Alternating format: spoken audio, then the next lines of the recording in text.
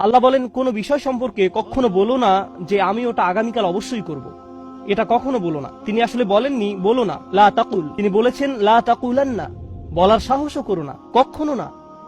যে কোনো কিছু সম্পর্কে যে আমি অবশ্যই আগামীকাল এটা করব।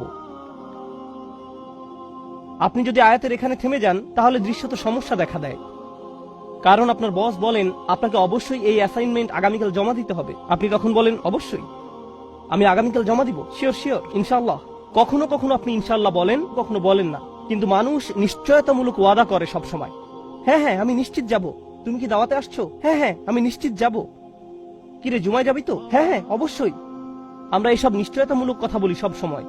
পরের আয়াতে গিয়ে আল্লাহ এই বিষয়টা সম্পূর্ণ করলেন। তিনি বলেন ইল্লা আইয়াশা আল্লাহ, আল্লাহ ইচ্ছা করলে বলা ব্যতিরেকে।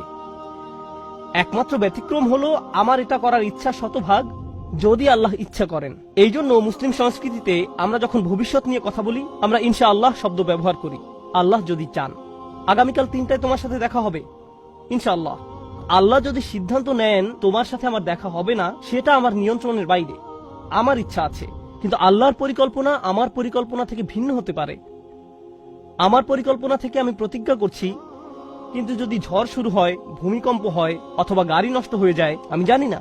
আল্লাহ যে কোনো কিছুর সিদ্ধান্ত নিতে পারেন। ভবিষ্যৎ আমার হাতে নয়।